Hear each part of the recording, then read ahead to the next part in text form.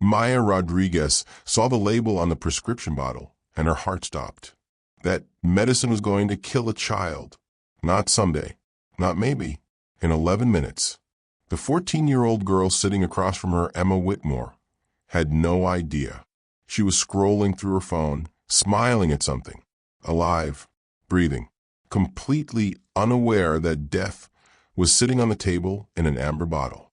Her father, the billionaire in the $1,000 suit, had no idea either. He was busy with his phone, his deals, his empire. Nobody in this cafe knew except Maya. And Maya was just the waitress. Here's what the father didn't know. Maya wasn't always a waitress. 3 years ago, she had a career, a title, a future. She was a pharmaceutical researcher with a master's degree from Johns Hopkins. She knew exactly what that wrong dosage would do to Emma's lungs. She'd seen it happen before. She'd read the autopsy reports. Here's what Maya didn't know. Saving this girl would rip open every secret she'd been hiding, would force her back into the world that destroyed her. She had 60 seconds to decide. Stay silent and stay safe, or speak up and lose it all. Again, 3 years. That's how long Maya Rodriguez had been invisible. 3 years of keeping her head down, her mouth shut, her expertise buried so deep that sometimes even she forgot it was there. Harborview Cafe sat on the edge of Seattle's Madison Park neighborhood, with a smell of $20 lattes mixed with salt air from the waterfront. It was Thursday evening, that golden hour when the sun turned everything amber and soft, and the tech executives and old money families came in after their board meetings to celebrate deals Maya couldn't even imagine. She knew this place like breathing, better than breathing, actually. Breathing sometimes caught in her throat when she thought about her old life. But this cafe, this she knew. Table 12 always ordered the almond croissant, warmed, with butter on the side. Table 7 needed extra foam, specific temperature, oat, milk, not almond. Table 3, the elderly woman with kind eyes, Mrs. Chen, took her coffee black, no sugar, and always said thank you like she actually meant it. Most customers didn't say thank you. Most customers didn't even make eye contact. To them, Maya was part of the furniture, a moving piece of the background that brought coffee and cleared plates and existed only when needed. Maya preferred it that way. Invisibility was safety. Silence was survival. She moved through the cafe with practiced efficiency. Her worn apron tied tight over jeans that had seen better days. Notepad tucked in her pocket, though she never needed it. 17 orders memorized. Not one mistake in 18 months. Her hands knew the rhythm. Pour, smile, refill, disappear. Pour, smile, refill, disappear. But sometimes her old life bled through the cracks. Like now, a woman at table 9 set down her designer purse, and a prescription bottle rolled out onto the marble table. Maya's eyes caught it automatically against her will. Lisinopril 10 milligrams. Take once daily with food. Blood pressure medication. The dosage was fine, completely appropriate for the woman's age and likely weight. Maya looked away quickly, annoyed with herself, heart beating faster than it should. Stop looking. Stop analyzing. You're not that person anymore. That person got destroyed, remember?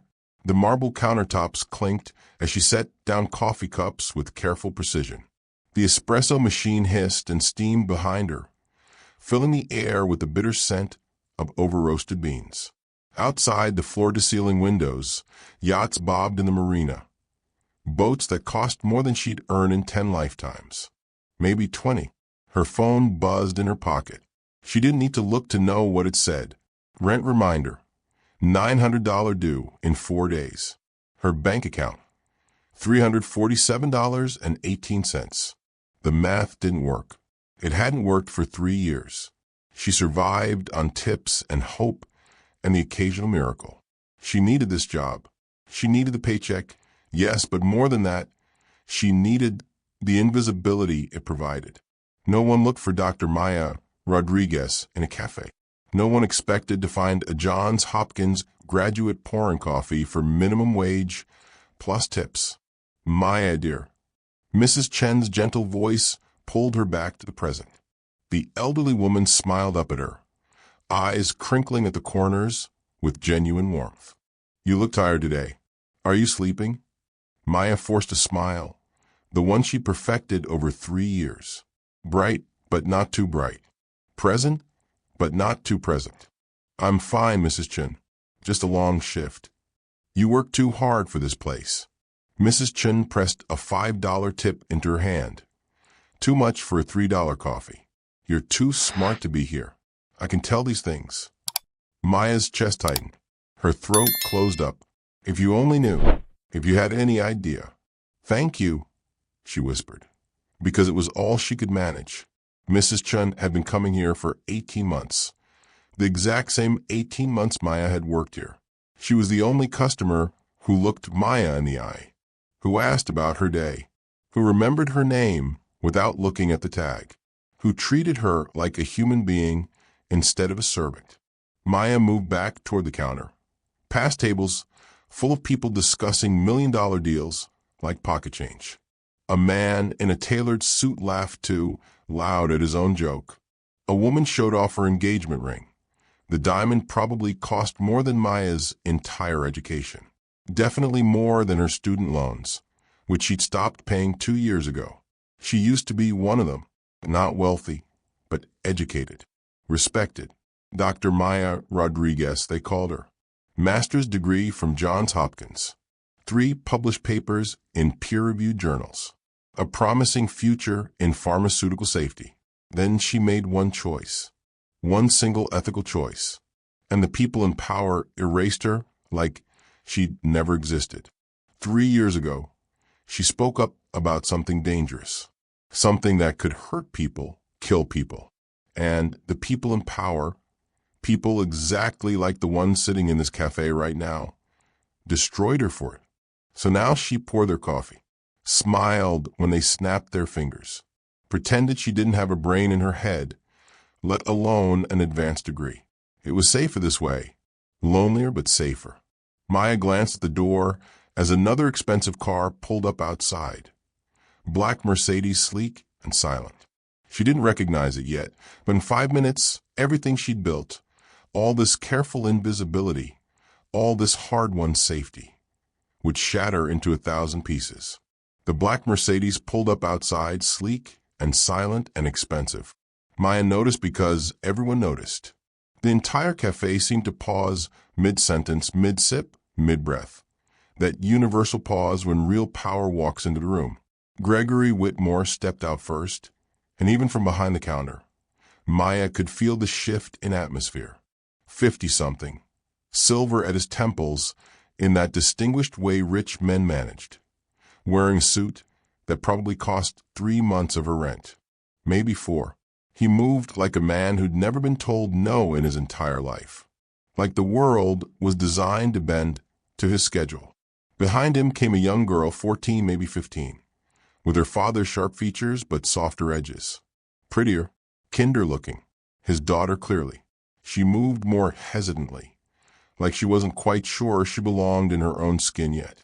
And trailing them both, a woman in business attire clutching a tablet and phone, walking at that specific pace that said assistant louder than any job title.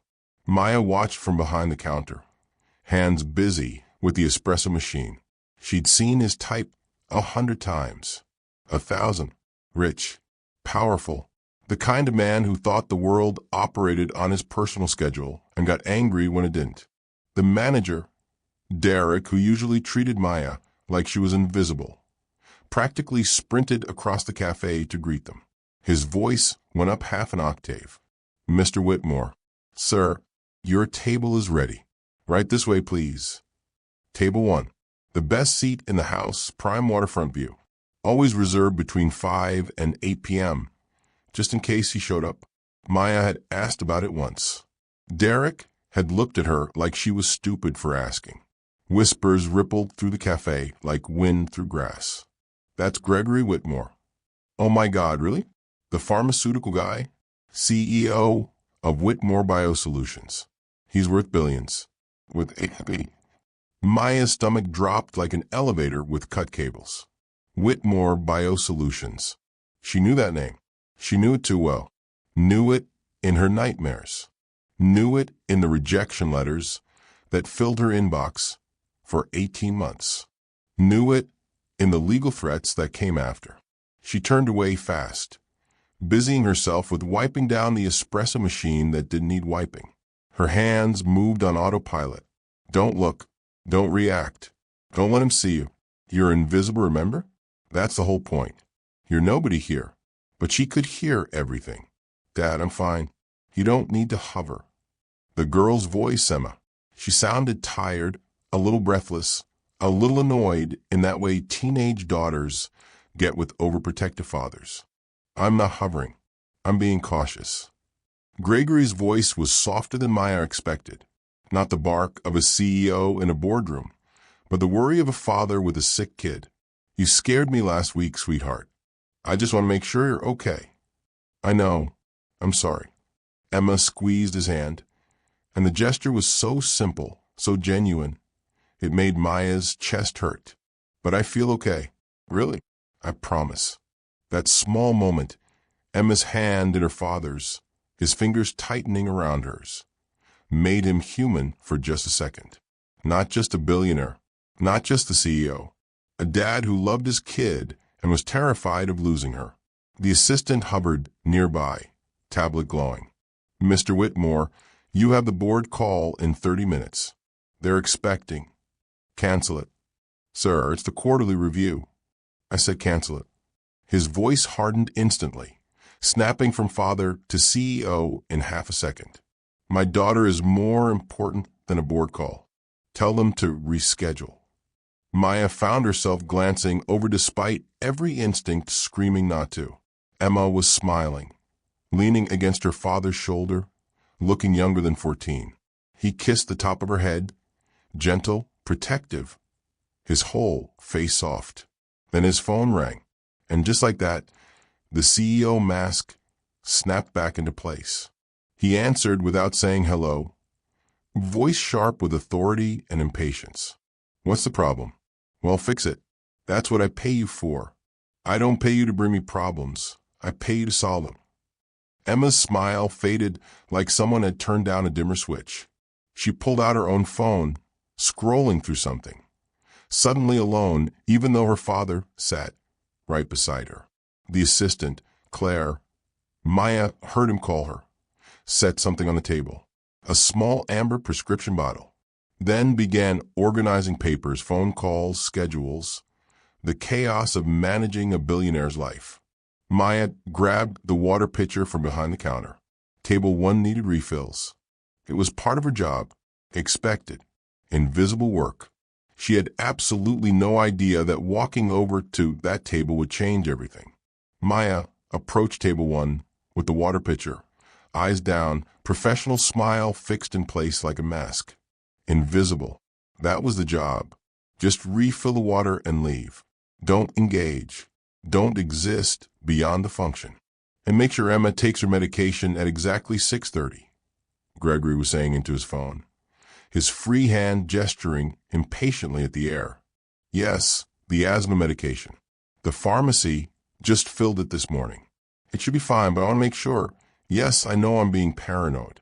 She's my daughter. Emma rolled her eyes with all the dramatic flair of a 14-year-old. Dad, I know how to take my own medicine. I've been doing it for years. I know, sweetheart. I just worry. He covered the phone with his hand, voice softening. Claire, you have the prescription ready?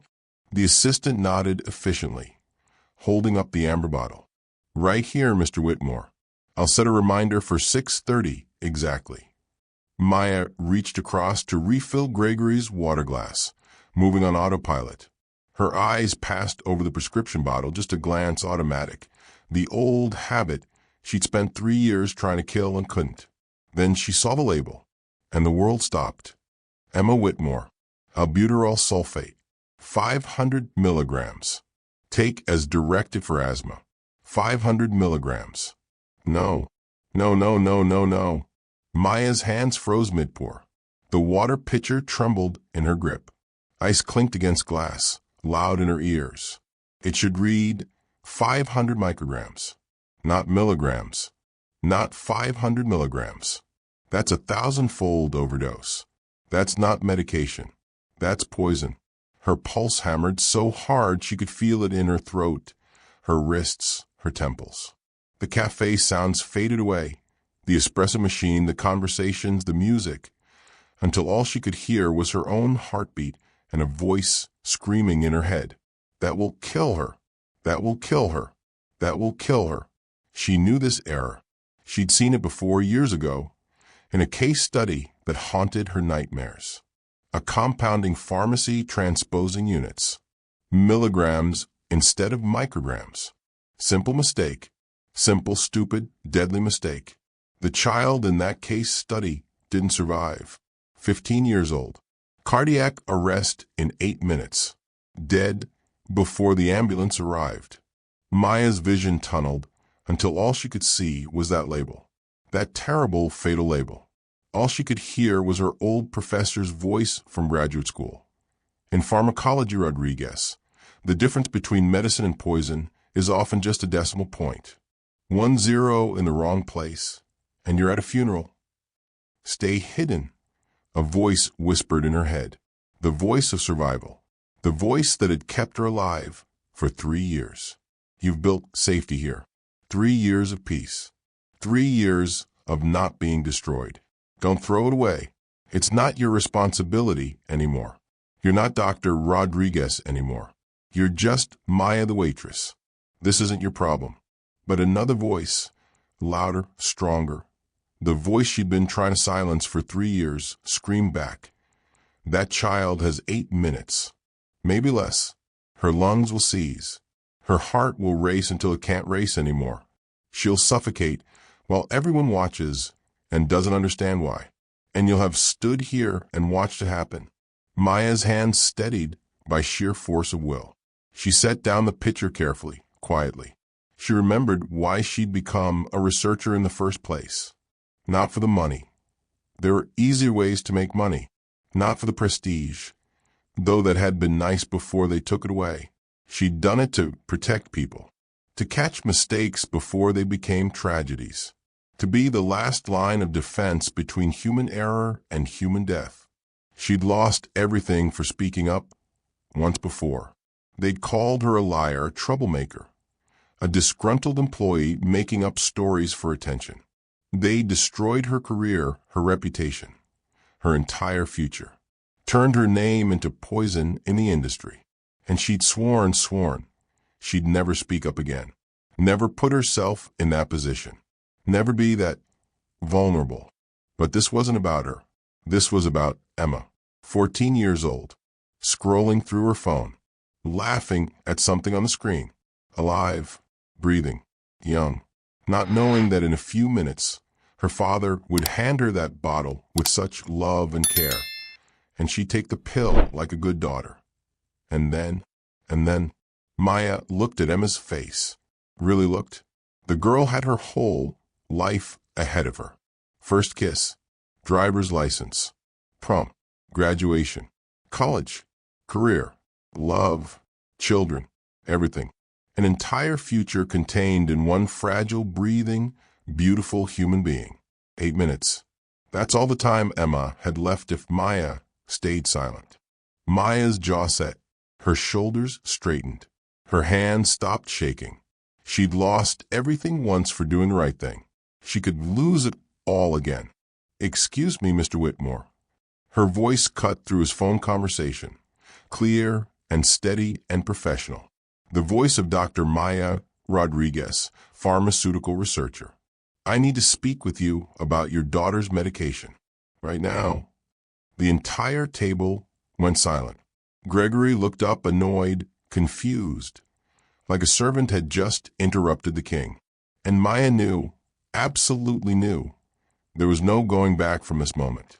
Gregory Whitmore stared at Maya, like she'd just spoken in ancient Greek. His phone was still pressed to his ear, forgotten mid-conversation. "I'll call you back," he said slowly, carefully, then lowered the phone. His eyes narrowed. "I'm sorry, what did you just say?" Maya kept her voice calm, professional. The way she used to speak in research meetings when presenting data to rooms full of skeptical scientists. Your daughter's prescription. The dosage is wrong. Dangerously wrong. She cannot take that medication. The assistant, Claire, stepped forward immediately, defensive, protective. Excuse me, but this really isn't appropriate. We're having a private.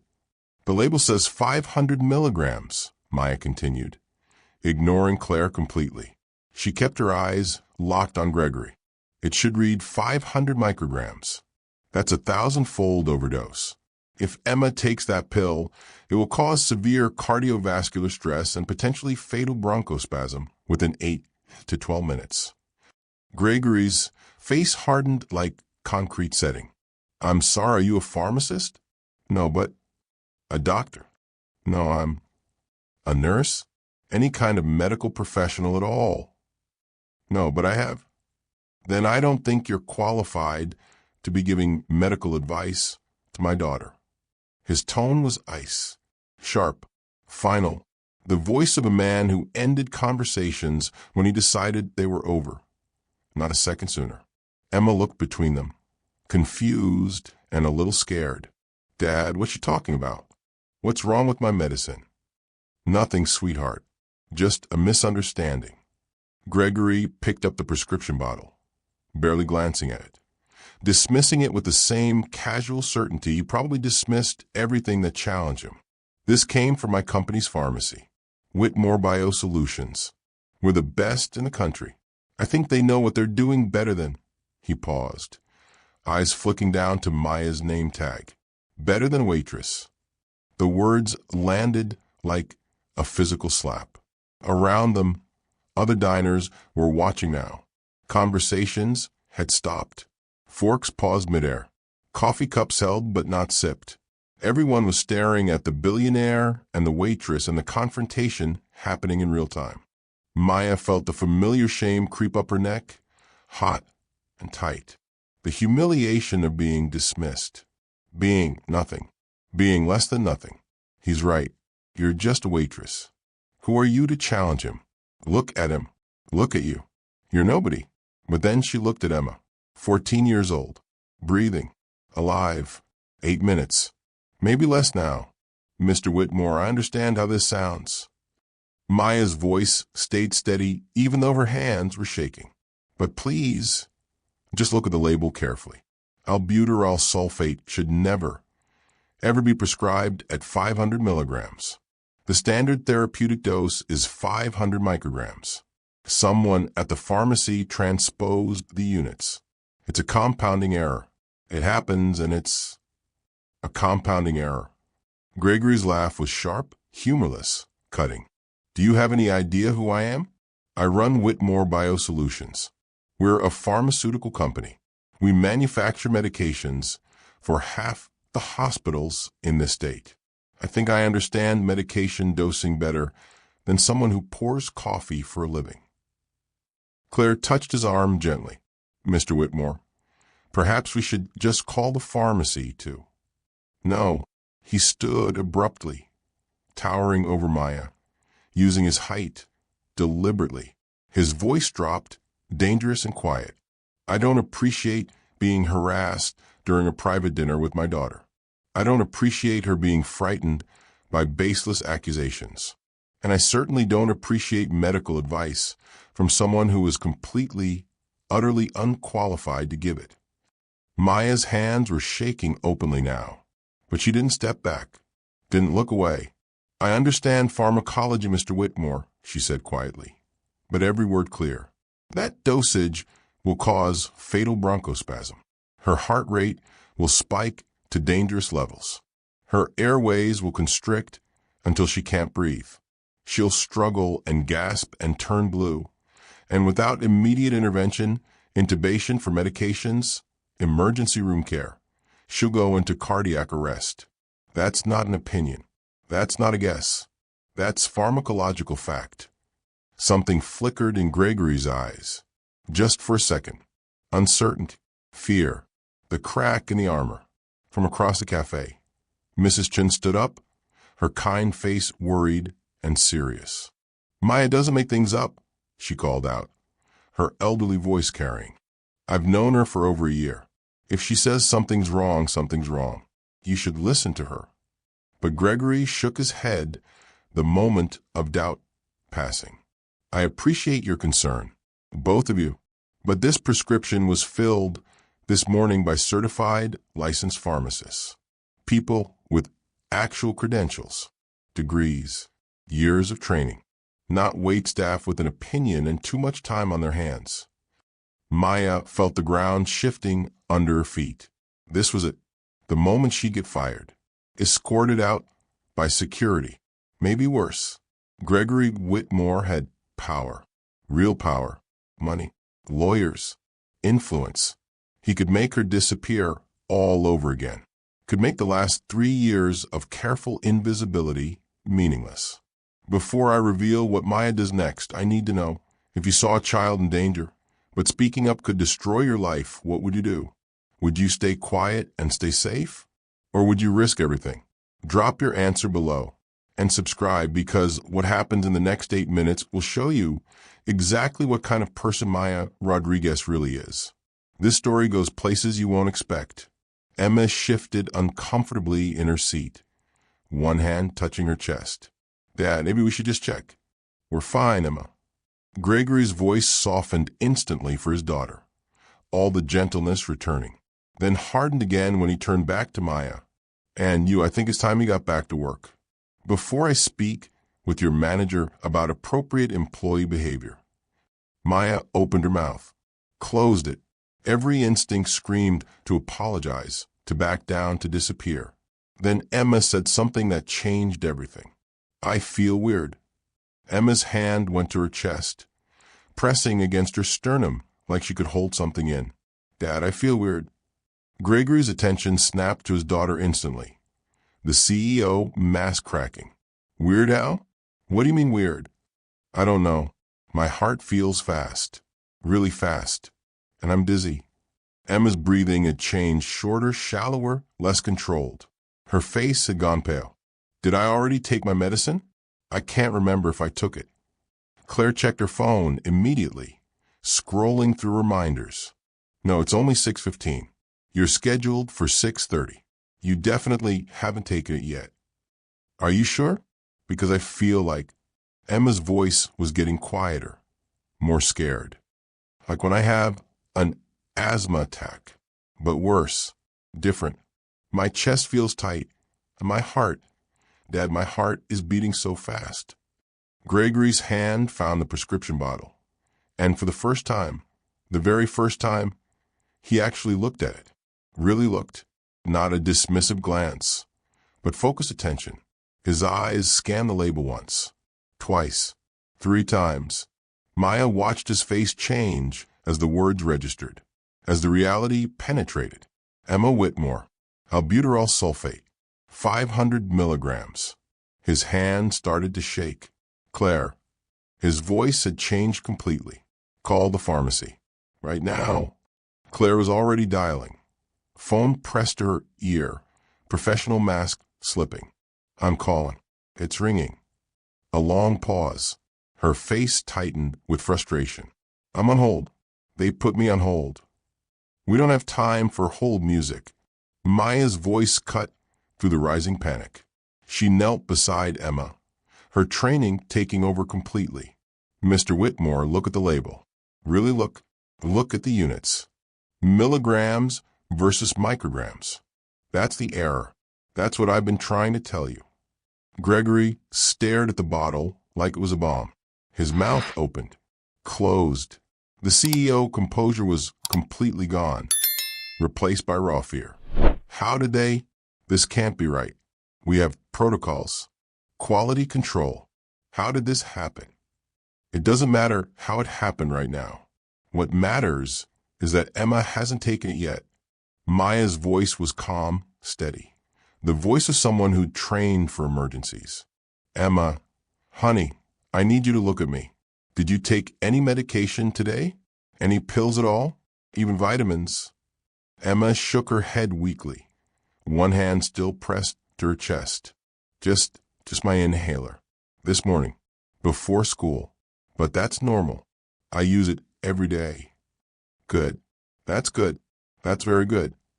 Maya looked up at Gregory, whose face had drained of all color. But we need to act now, Mr. Whitmore. Not in 5 minutes. Not after the pharmacy calls back. Now, the assistant was still on hold, phone pressed to her ear, frustration and fear competing on her face. Gregory's face had gone completely white. He was staring at his daughter, pale, breathing too fast, scared. Then at the prescription bottle in his trembling hand. Then at Maya.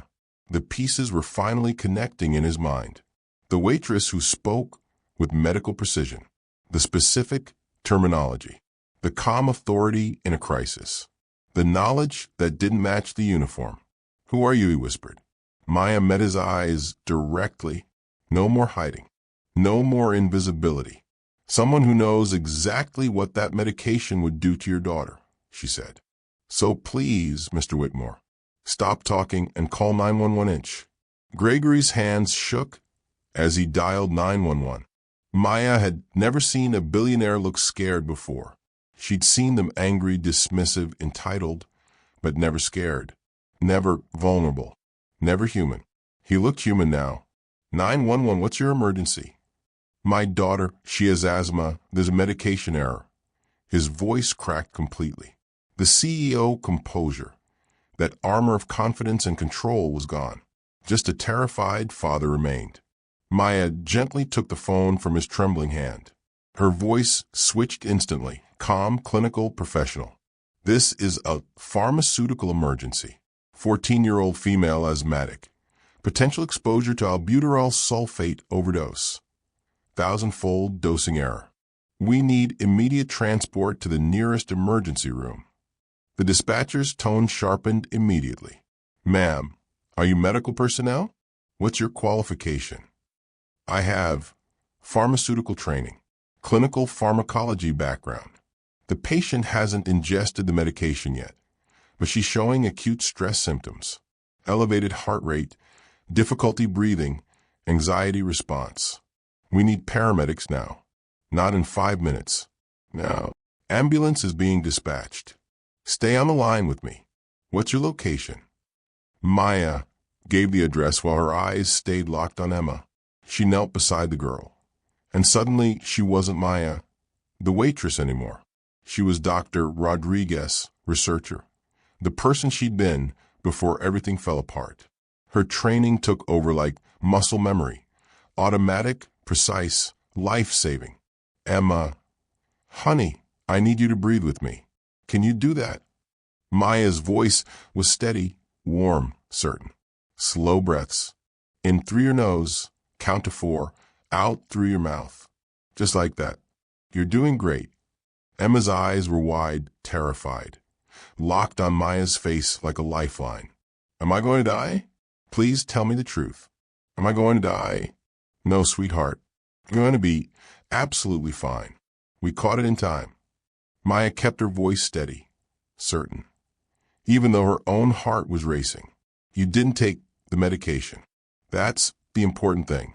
Your body is just scared right now, and that's okay. Fear feels a lot like the symptoms we're worried about. But you're safe. I promise you're safe. Just keep breathing with me. Claire stood frozen 3 feet away, still holding the prescription bottle like it was evidence at a crime scene, like it might explode in her hands. Around them, the entire cafe had stopped functioning. No one was eating. No one was talking. Every single person was watching. Mrs. Chun had both hands over her mouth, tears streaming down her face. The manager hovered nearby, phone out, completely useless, not sure whether to call corporate or just stand there and witness. Gregory dropped heavily into the chair beside his daughter, taking her other hand. His voice broke. Baby, I'm so sorry. I should have listened. I should have. Mr. Whitmore, she needs calm right now. Maya interrupted firmly, but gently. Save the apologies for later. Right now, just hold her hand and tell her she's safe. That's what she needs from you. He nodded, swallowing hard, pulling himself together for his daughter. You're safe, Emma. I've got you. Dad's here. You're going to be fine. Maya kept her fingers on Emma's wrist, monitoring her pulse. Elevated 120, maybe 130, but not critical, not dangerous yet. The girl's breathing was stressed, but steady enough. They'd caught in time.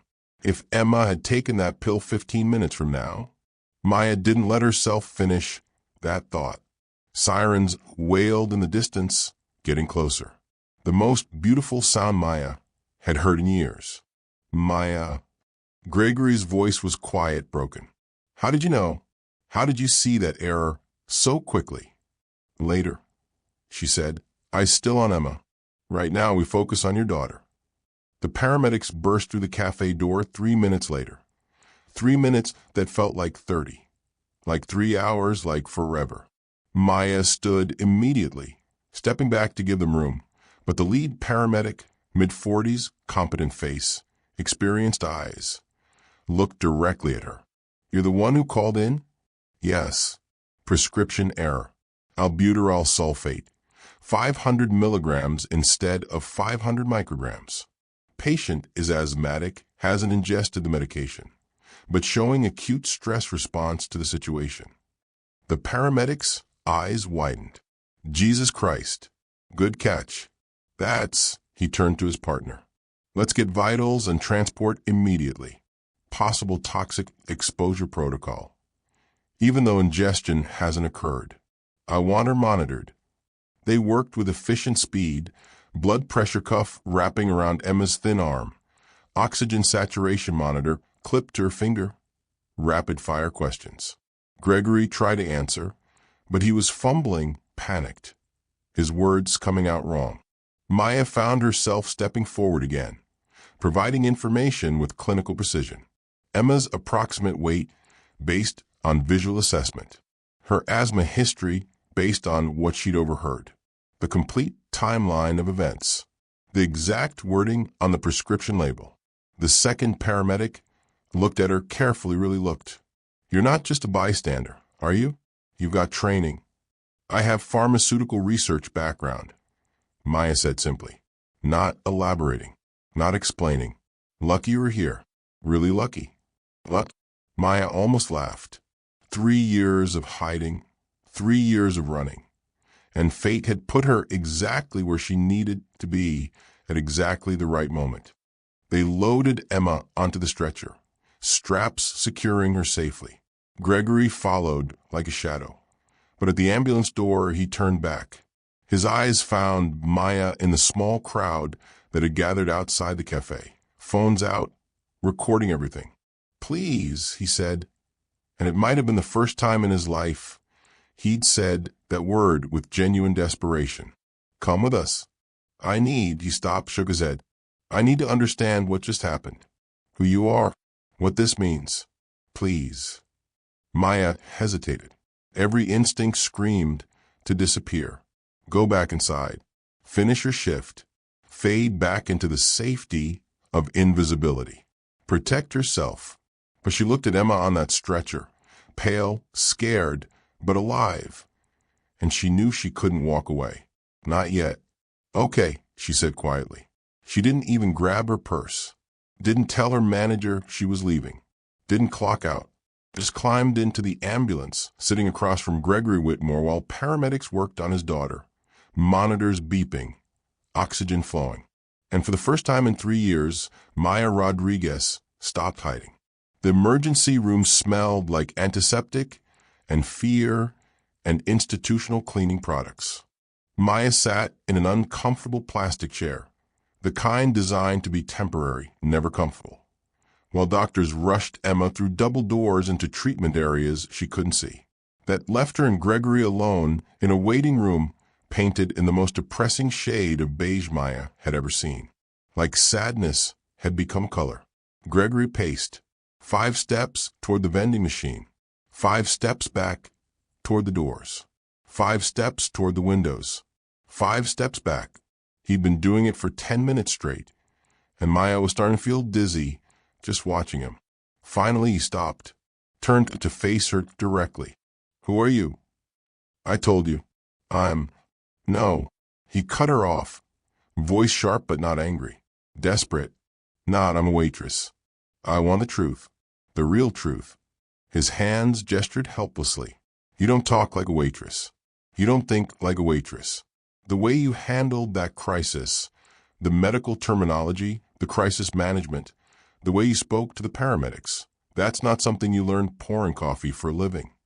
Maya leaned back in her chair, suddenly exhausted in a way that had nothing to do with physical tiredness.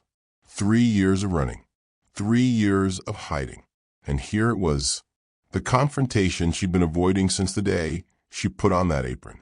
You want the truth? She met his eyes directly. Fine, let's talk about truth.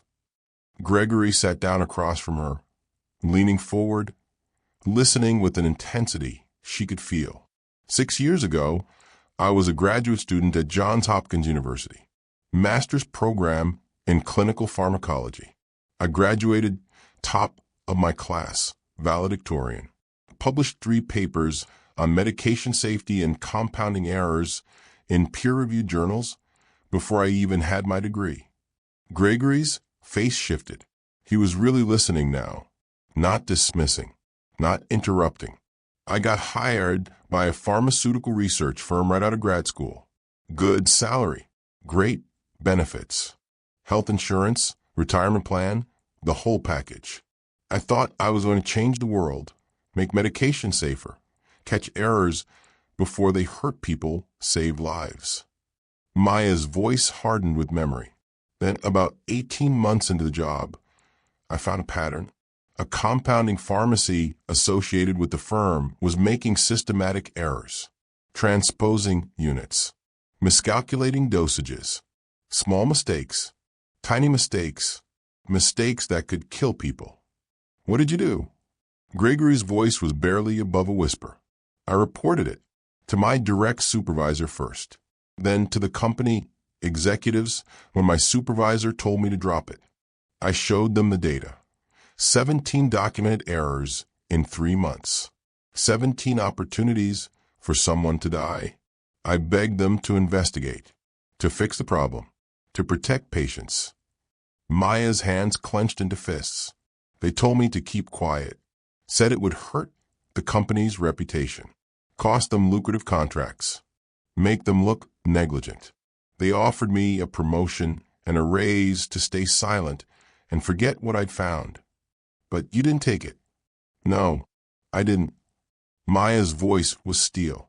Because I didn't become a researcher for money or promotions. I did it to protect people. So I went to the FDA, filed a formal complaint, provided all my documentation, names, dates, specific errors, everything. What happened? The company found out before the FDA investigation even officially started. Someone tipped them off. And Maya's voice caught. They destroyed me, fired me immediately, blacklisted me in the pharmaceutical industry, spread rumors to every company, every research firm, every hospital pharmacy, said I was incompetent, vindictive, mentally unstable, claimed I was falsifying data to get attention, to make myself look important. Gregory sat back slowly, face pale. What was the company, Maya? She looked at him steadily. What's your full name, Mr. Whitmore? Gregory Whitmore, CEO of Whitmore Biosolutions. And what does Whitmore Biosolutions specialize in? We're a pharmaceutical company. We manufacture medications, run compounding pharmacies, manage clinical research facilities. He stopped. The color drained from his face completely. No, that's not. Yes. Your full name. Tell me your full name. Dr. Maya Rodriguez, Master of Science in Clinical Pharmacology, Johns Hopkins University, 2019 inch. Gregory's mouth opened, closed, open again. His hand started shaking so hard he had to grip the armrest of the chair. You testified against my company 3 years ago. The FDA investigation into our Seattle compounding facility. I did. We fought that case for 18 months. It cost us millions in legal fees. Our stock dropped 23%. We almost lost our federal contracts. Major hospital systems threatened to drop us. His voice was rising, not with anger but with dawning horror. You were the whistleblower, the researcher who claimed we were putting patients at risk. I didn't claim it, Mr. Whitmore. I proved it. Maya stood, facing him at full height, and your lawyers destroyed me for it. Do you remember what your legal team did? They questioned my credentials, even though they were documented, called me mentally unstable in official court documents, suggested I fabricated evidence out of spite, painted me as a disgruntled employee with a grudge. By the time they were done, no pharmaceutical company in this country would hire me. I couldn't even get a job as a pharmacy technician or a medical assistant. No one would touch me. Before you hear what happens next, I need you to understand something. This moment, when the powerful person realizes the nobody they destroyed is the person who just saved them. This is why I tell these stories. Drop a comment. Have you ever been underestimated by someone who needed you? And subscribe, because this confrontation is about to reveal something even Gregory doesn't know yet. Gregory's face had gone completely white. The woman I just dismissed as just a waitress, the woman who just saved my daughter's life, is the woman I destroyed. Yes.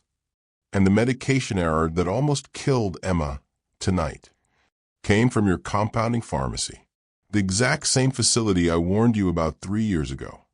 Maya's voice was steel-wrapped in ice. The corners you cut to save money, the protocols you defended in court, the safety checks you called unnecessary bureaucracy, they almost murdered your daughter tonight. Gregory collapsed back into the chair, head falling into his hands, and Maya stood there, watching a billionaire finally understand what his choices cost. You don't understand. Gregory's voice was muffled through his hands, broken and desperate. Those protocols, we were trying to make medications affordable, accessible to people who couldn't afford the expensive options. We were helping people.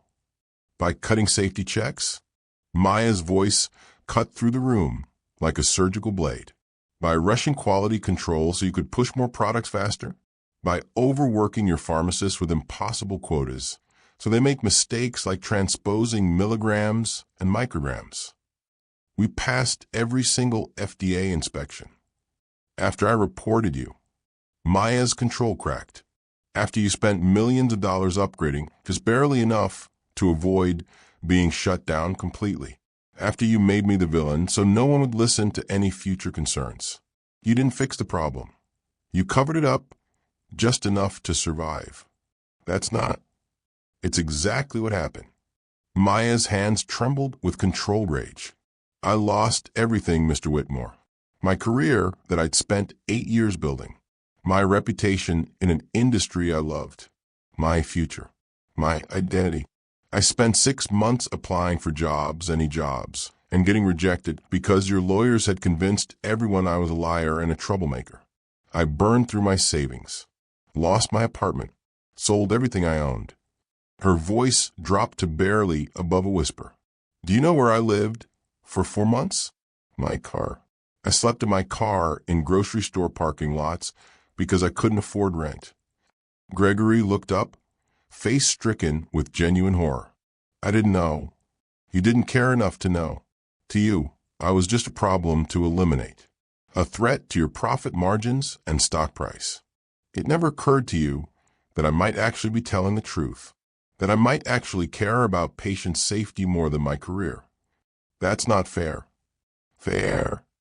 Maya laughed, and it was sharp and bitter and painful. You want to talk to me about fair?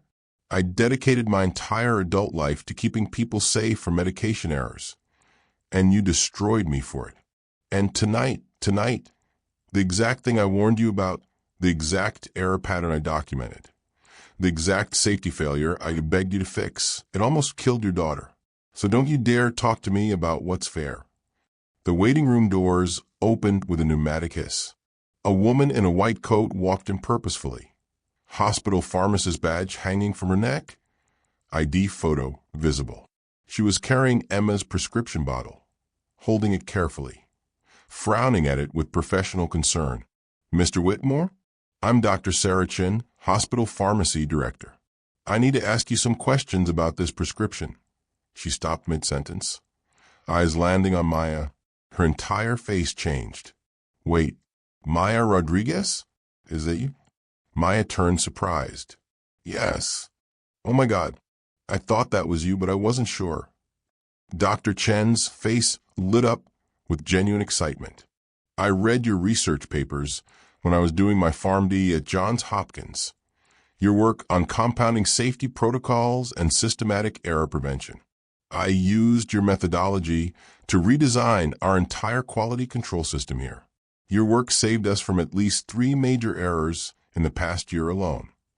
She looked at the prescription bottle in her hand, then at Gregory, her expression shifting to professional concern.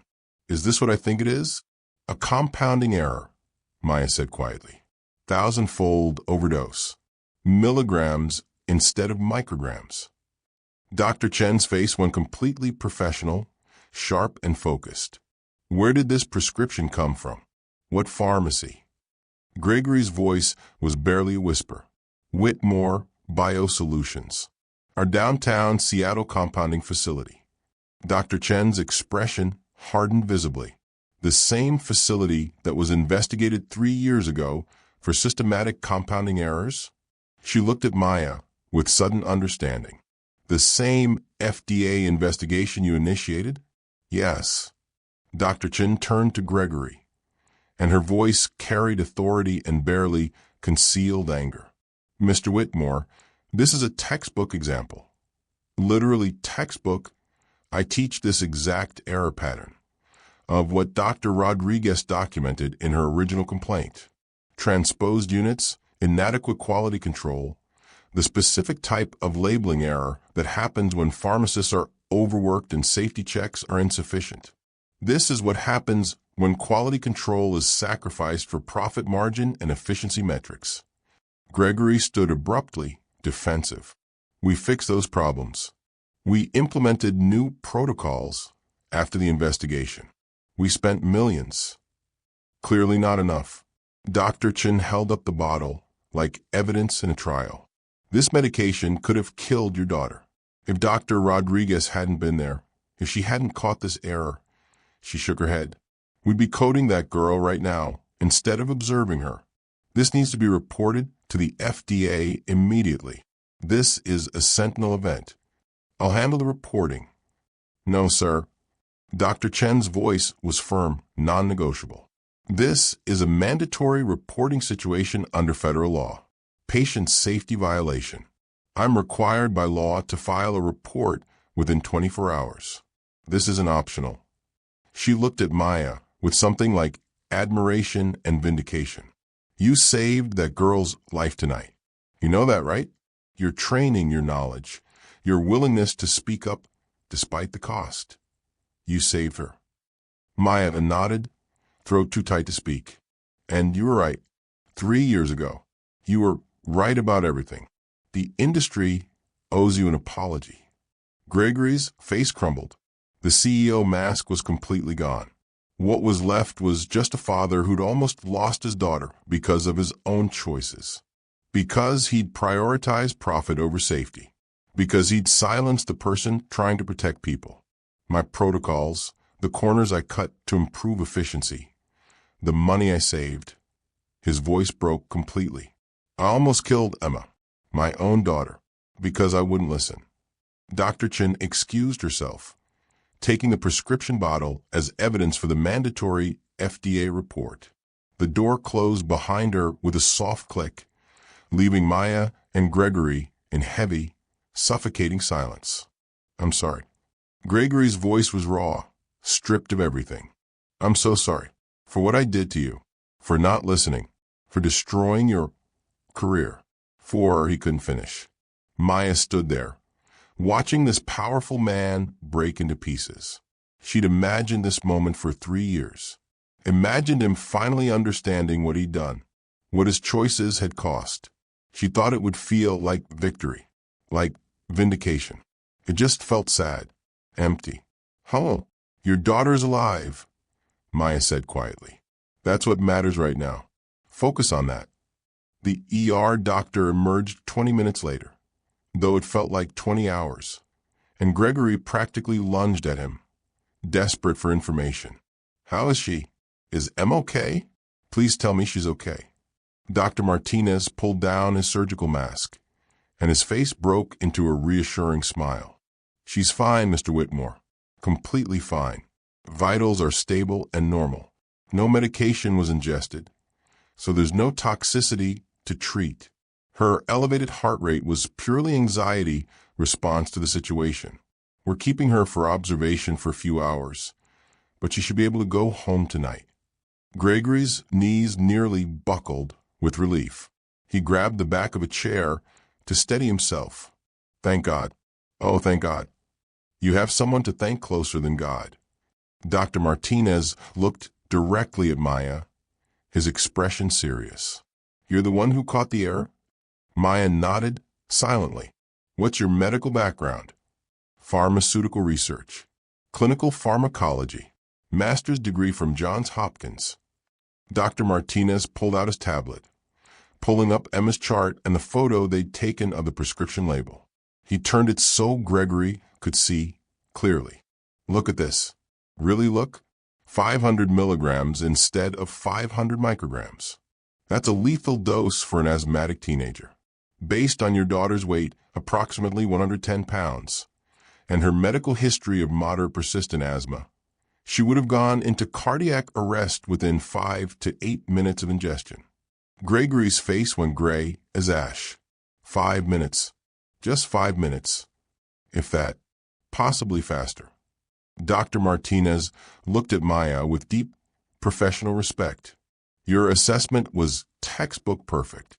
Crisis intervention, immediate dosage recognition, patient stabilization, clear communication with emergency services. You saved her life.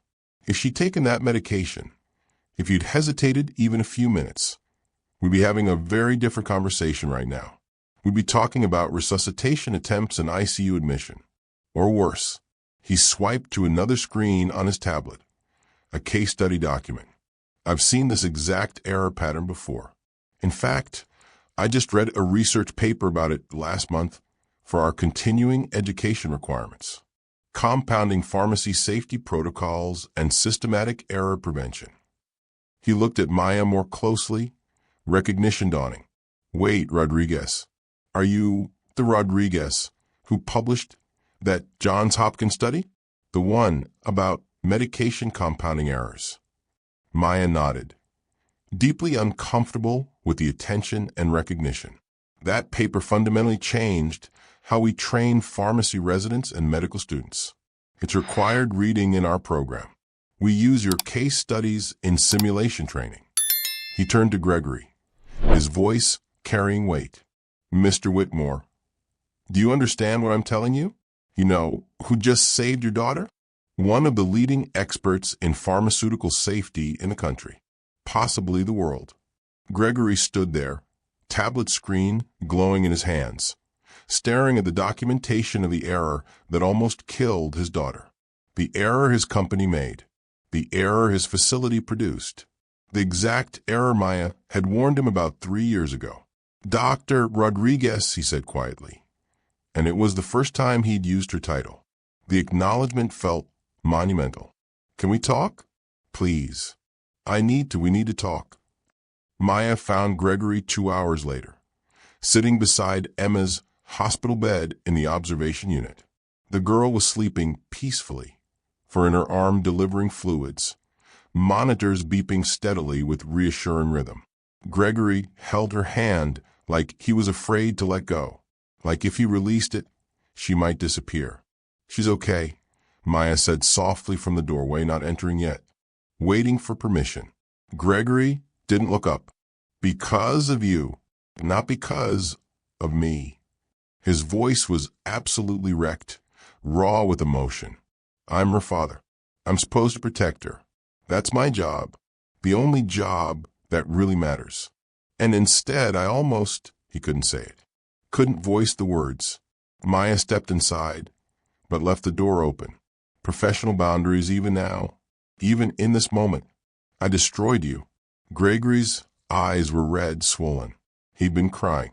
3 years ago, you came to me not directly, but through proper channels, with evidence that could have prevented this, evidence that could have saved lives, protected patients. And I had my lawyers bury you, discredit you, demolish your reputation so thoroughly that no one would ever listen to you again. His voice broke. I told myself you were lying, exaggerating, seeking attention, trying to hurt my company. But the truth is, he looked up at her finally. The truth is, I knew. Deep down, I knew you were right. And I chose profit over safety. I chose my company's stock price over people's lives. Yes, Maya said simply. No sugarcoating. No making it easier for him. You did. I can't take it back. I can't give you those 3 years. I can't erase what I did to your career, your reputation, your entire life. His voice broke completely. Tears streamed down his face. But I need you to know I'm sorry. I'm so deeply, truly sorry. I know it doesn't fix anything, but I need you to hear it. Maya stood there, watching him cry. She'd waited 3 years to hear those words, dreamed about this moment, imagined what it would feel like to finally be vindicated, to have him admit he was wrong. She thought it would fix something broken inside her. It didn't. I don't forgive you, she said quietly but firmly. Not yet. Maybe not ever. I haven't decided. What you did, it didn't just hurt my career. It broke me as a person. I spent months thinking I'd made a terrible mistake speaking up, wondering if I should have just stayed quiet and kept my comfortable job and let people die so I could keep my apartment. You shouldn't have had to make that choice. But I did. And you made absolutely certain I paid the highest possible price for making the right choice. Maya's voice was steady, strong. So no, your apology doesn't erase consequences. It doesn't give me back my career or my reputation. It doesn't return the 3 years I spent invisible, terrified, barely surviving. Gregory nodded, accepting it, not arguing, not defending himself. What can I do? Please. Anything. Name it. Maya thought carefully, measuring her words. Independent safety audit of all your compounding facilities. Every single one. Full transparency. No warning them ahead of time. And I want to be part of the oversight team. I want access to everything. Done. Absolutely done. Public statement about the error. About what happened tonight. No cover-ups, no PR spin, no carefully worded non-apologies. The truth. All of it. Yes, I'll do it. And financial restitution. Not for saving Emma. I didn't do that for money, but for the 3 years of income one lost. The career you destroyed. The life you stole from me. The therapy bills I'll be paying for years. Gregory pulled out his phone immediately. Name the amount. Whatever you think is fair. I'll have my lawyer contact yours with a detailed breakdown. Maya turned to leave, then paused at the door. And Gregory, this doesn't make us even. This doesn't make us friends. This doesn't mean I trust you, or like you, or forgive you. She looked back at Emma, sleeping peacefully. But maybe it's a start toward you becoming the person your daughter deserves. The person she thinks you are. You've watched Maya go from invisible waitress to standing her ground against a billionaire who destroyed her. Before we see what happens next, tell me, is there someone from your past who owes you an apology? Someone who wronged you and never made it right? Drop a heart if this scene hit home, and stay subscribed, because the epilogue will show you exactly what Maya does with her second chance, what she builds from the ashes. She left him there, sitting with his sleeping daughter. Finally, understanding what his choices cost. Not just him, but everyone around him. 3 weeks later, Maya sat in her new apartment, small but clean, with actual sunlight and working heat, watching the press conference on her laptop. Gregory Whitmore stood at a podium in what looked like a corporate conference room. But the usual trappings of power were absent. No expensive suit this time. Just a simple white shirt and dark tie. No corporate logo backdrop. No PR team visible. Emma stood beside him, hand clasped in his, looking nervous but determined. Maya turned up the volume. 3 weeks ago, my daughter almost died because of a medication error from my company's compounding pharmacy. Gregory's voice was steady, but Maya could see the effort it took. The way his jaw clenched, the slight tremor in his free hand. The error was caught by Dr. Maya Rodriguez, a former pharmaceutical researcher, who warned my company about these exact safety failures 3 years ago. Dr. Rodriguez tried to protect patients, and instead of listening to her, I destroyed her career. The reporters erupted with shouted questions, hands raised, cameras flashing. Gregory held up a hand for silence. Dr. Rodriguez was right. I was wrong. When she came to Whitmore Biosolutions with evidence of systematic compounding errors, documented, researched, irrefutable evidence, I ignored her. Worse than that, I used my company's legal resources to discredit her, destroy her reputation, and ensure she'd never work in pharmaceutical research again. I did that. I made that choice. And I was wrong. He outlined the reforms in detail. Independent safety audits starting immediately, new quality control protocols developed with outside experts, third-party oversight with real authority, and whistleblower protections for any employee who raised safety concerns. And he named Maya as the lead consultant for the entire safety overhaul, with full authority and access. Dr. Rodriguez's expertise could have prevented years of risk to patients, could have saved lives. Instead, I silenced her because I was more concerned about stock prices than human lives. That ends today, completely. Maya's phone had been ringing nonstop for 3 weeks. Job offers from pharmaceutical companies suddenly remembering she existed. Media requests for interviews. Universities wanting her to speak at conferences and seminars. The entire industry that had blacklisted her was now desperate for her attention, her expertise, her forgiveness. Her bank account finally had breathing room. More than breathing room. Gregory's restitution payment had covered 3 years of lost income plus damages, plus compensation for emotional distress, plus her legal fees. It wasn't about the money. It had never been about money, but it was about acknowledgement, validation. The world finally, publicly admitting she'd been right. But something was still broken inside her, something money couldn't fix. She flinched when men in expensive suits entered rooms, had full panic attacks in grocery stores when she accidentally saw prescription bottles, woke up at 3 a.m. drenched in sweat, convinced she'd imagined everything, that she was still just Maya, the waitress, invisible and powerless and worthless. Her new therapist, Dr. Patricia Williams, recommended by the hospital, said it was trauma, complex trauma, that 3 years of hiding, of fear, of forced invisibility doesn't heal in 3 weeks, that reclaiming your voice is a process, not an event, that she needed to be patient with herself. Maya was learning that lesson the hard way. Mrs. Chin came to visit the new apartment 2 days after Maya moved in, bringing homemade soup and tea and her gentle presence. I always knew you were special, she said, squeezing Maya's hand with her weathered fingers. I could see it in your eyes, the way you moved, the intelligence you were hiding. I'm glad the world finally sees what I've seen for the past 18 months. The cafe manager, Derek, had called to apologize, to say he'd been wrong, to ask if she'd consider coming back, maybe in a consulting role. Maya politely declined.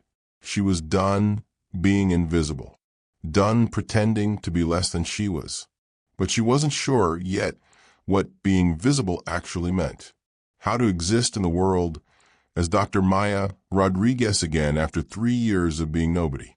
Her laptop pinged with a new email notification. She glanced at the sender, National Patient Safety Foundation. a nonprofit pharmaceutical safety organization.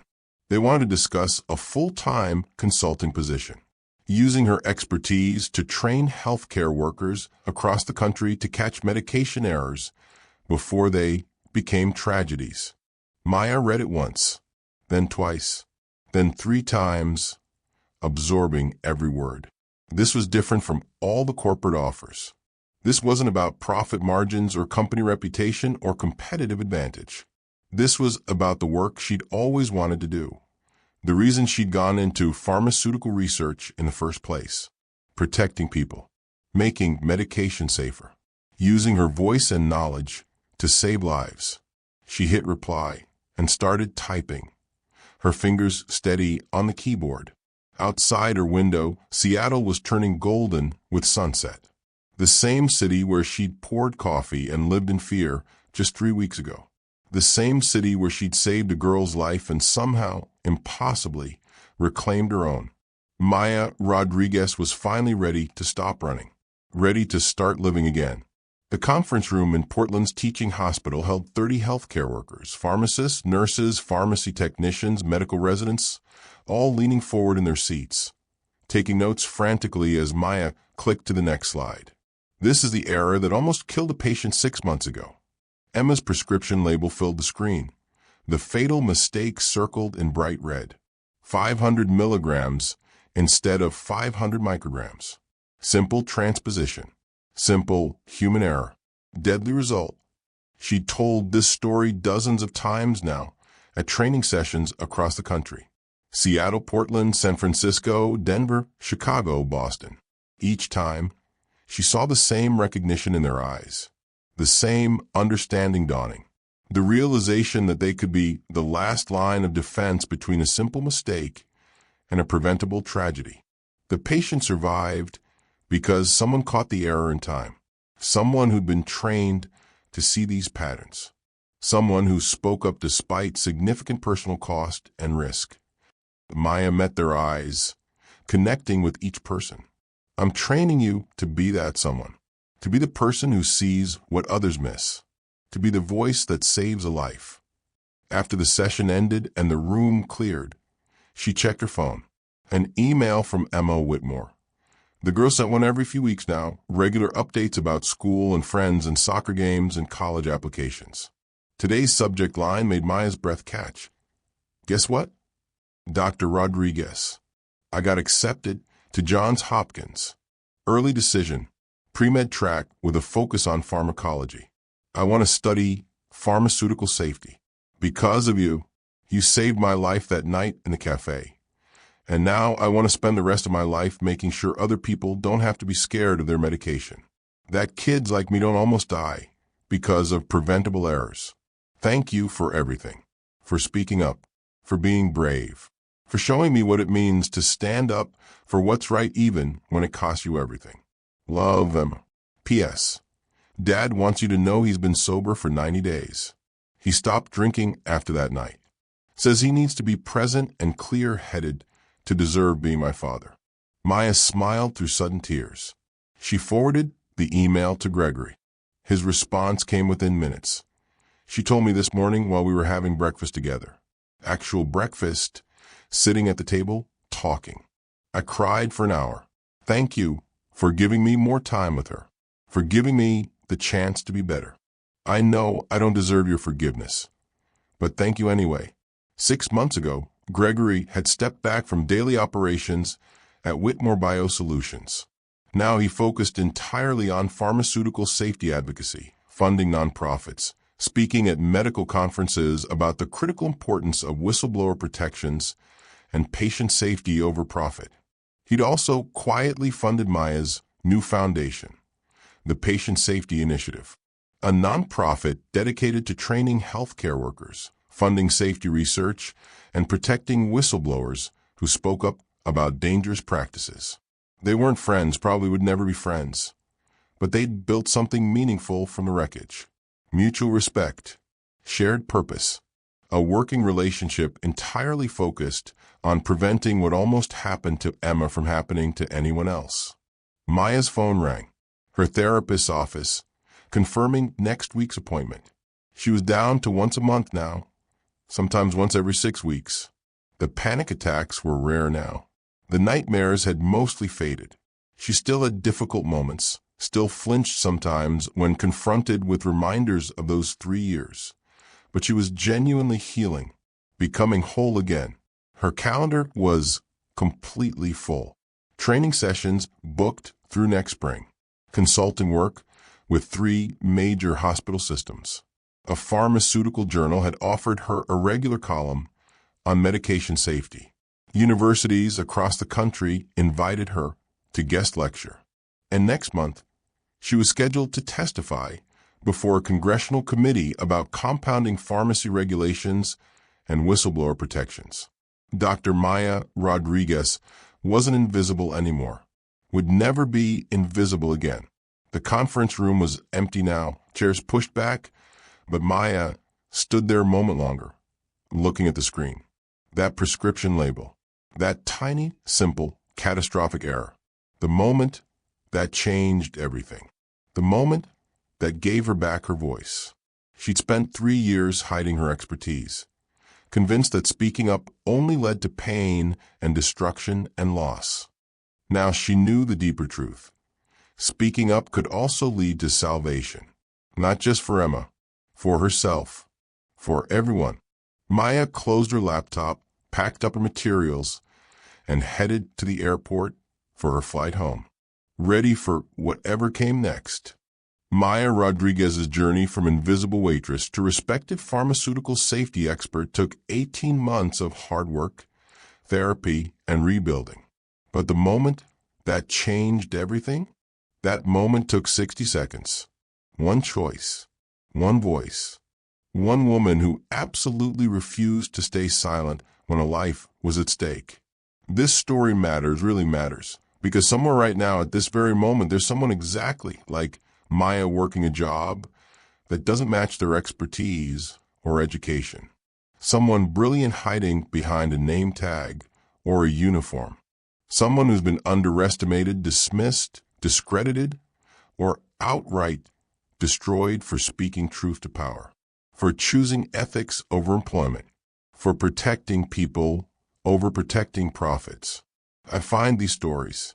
I investigate them. I tell them.